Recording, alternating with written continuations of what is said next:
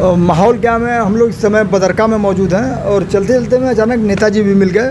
तो चूँकि नेताजी से भी हमने सोचा कुछ बात करें और नेताजी अनुभवी आदमी हैं और निश्चित रूप से माहौल बेहतर बताने की स्थिति में होंगे।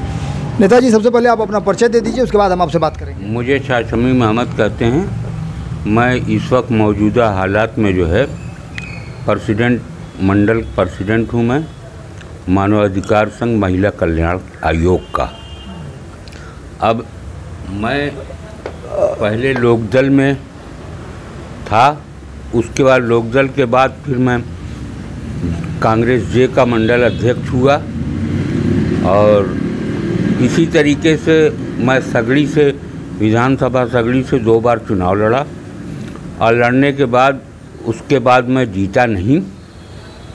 उसके बाद से फिर मेरे राजनीति में बहुत ज़्यादा इंटरेस्ट, फिर आंदोलन की शक्ल मैंने अपना लिया। उस आंदोलन की शक्ल में जितने भी गरीब तबकों के साथ जो अत्याचार, ज़्यादा तरीके पुलिस अत्याचार होता था, उस अत्याचार पर पूरे प्रदेश भर में मैं एक सामाजिक हैसियत के उससे मैं जाता था। सारी पार्टियों के लोगों को मिला करके मैं आंदोलन कराता था। उसके बाद फिर मैं इधर 13 बरस से एक्सीडेंट होने की वजह से मैं घर पे बैठ गया। अब हालात के बारे में पूरे प्रदेश भर से मुझे जायज़ा के साथ बहुत सी मीटिंगों में मैं गया हूँ। अब बहुत मीटिंग किया, मगर अब चल नहीं पाता हूँ जब से एक्सीडेंट हुआ। अब आप आगे पूछना है, यहाँ का उपचुनाव हो रहा है। क्योंकि नेताजी आप इतने अनुभवी हैं और तमाम पदों पर रहने के बाद एक अनुभव आपके पास है, लेकिन हम आते हैं चूँकि मौजूदा समय में आजमगढ़ का उपचुनाव चल रहा है। प्रत्याशियों के बारे में आपको बताना क्या है? सपा से धर्मेंद्र यादव, बसपा से गुड्डू जमाली और भाजपा से 2019 के वही प्रत्याशी निरहुआ जी आ गए हैं। अगर मैं आपसे ईमानदारी से पूछूं कि हकीकत में आपका अनुभव क्या कहता है कि ये लड़ाई किस तरफ जा रही है और किसके बीच में आप देख रहे हैं? ये लड़ाई तो जा रही है बसपा गुड्डू जमाली के साथ और उसके बाद निरहू के साथ ये जा रही है, लड़ाई जा रही है। ये हालात ये है कि निरहू जो है वो सरकार के नाते जो है वो चुनाव जो है इस वक्त जो सरकार ने जो आपके हर जगह वो जो आंदोलन, तो इन्होंने 4 साल 5 साल मिलिट्री की जो है जो की है, इसका बहुत बुरा असर जो है हर वर्ग के ऊपर पड़ा है।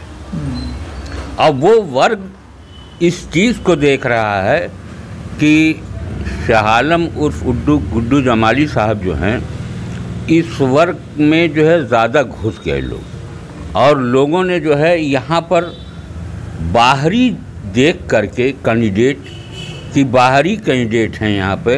हर आजमगढ़ में चंद्रजीत यादव, राम नरेश यादव और भी बहुत से बड़े बड़े नेता गुजरे हैं यहाँ के, अवमानिंद नेता गुजरे हैं, जिसमें कि आप ये जान लीजिए जिस वक्त मऊ आजमगढ़ एक था उस वक्त माननीय कल्पनाथ राय जी जो है इस आजमगढ़ ज़िले को जो है में बंटवारा किया।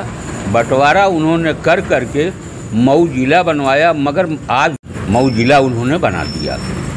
आज हमारे पास कोई ऐसा नेता नहीं रह गया है कि आज मुलायम सिंह यादव यहाँ आकर के लड़ करके वो जीत के चले गए, अखिलेश यादव यहाँ आए जीत के चले गए, मगर कोई आता नहीं है।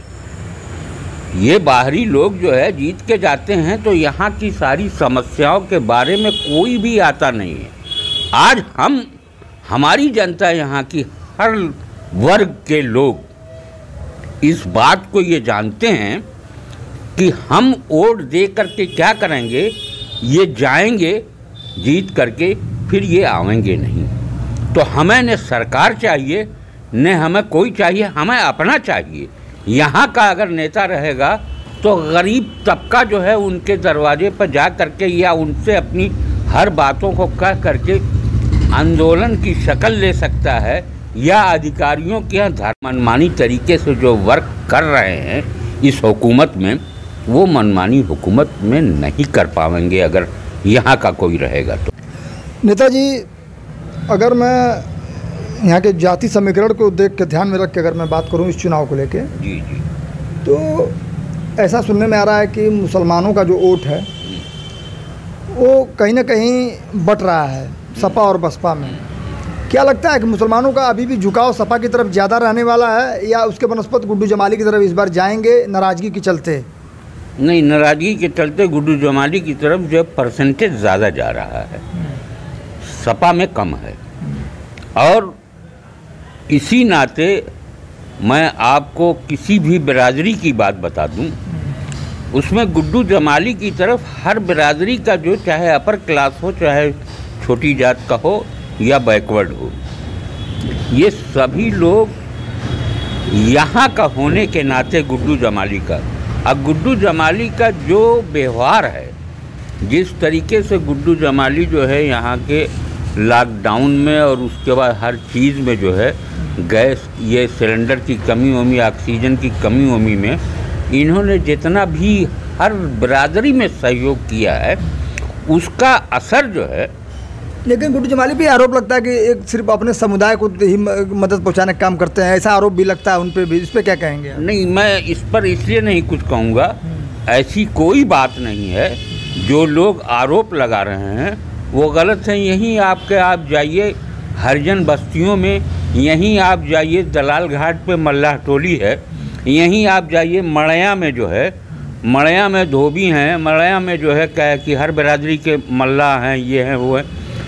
सभी लोगों के यहाँ आप जा कर के ये पूछ सकते हैं कि गुड्डू जमाली ने लॉकडाउन में जितने भी ज़िले भर अनुदान देने की शक्ल में जो है वो गल्ला पताई, ये सब चीज़ें जो बांटी है, उन्होंने व्यक्तिगत बिरादरी को नहीं देखा है। उन्होंने देखा है कि जो भूखा है, जिसके यहाँ परेशानी है, उनके यहाँ जानकारी करके पहुँचवाया भी है। इन सब आरोपों को मैं तो नहीं मानता।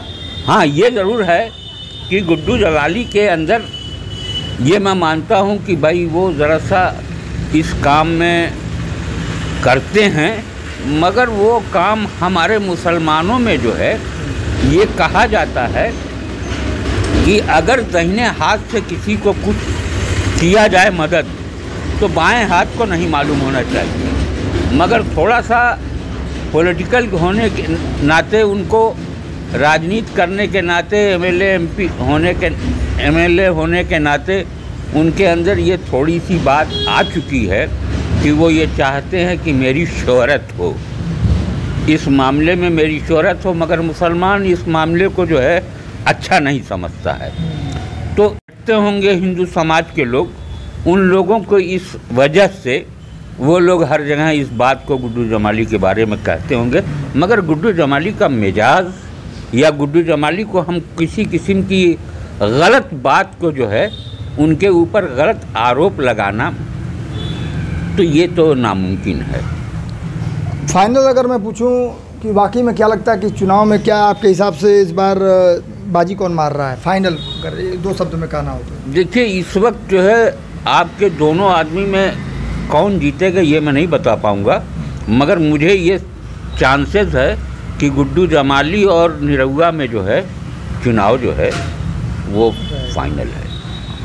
ये थे हमारे साथ नेताजी। आपने सुना नेताजी का जो अनुभव है, उस अनुभव के हिसाब से नेताजी ने बहुत अच्छी बात बताई और बहुत ही स्पष्ट और खरी खरी बात इन्होंने बताई। और वाकई में इनकी बात सुनकर कुछ लोग ये अनुमान जरूर लगा सकते हैं कि हवा किस तरफ बह रही है, लड़ाई किसके बीच है। इसमें बताने की फिर हमें कोई ज़रूरत नहीं है। तो बने रहिए मेरे साथ, चलते हैं और आगे और लोगों से भी बात करेंगे और जानेंगे क्या है माहौल, क्या है हवा पानी, और तस्वीर साफ होती चली जाएगी। बने रहिए मेरे साथ।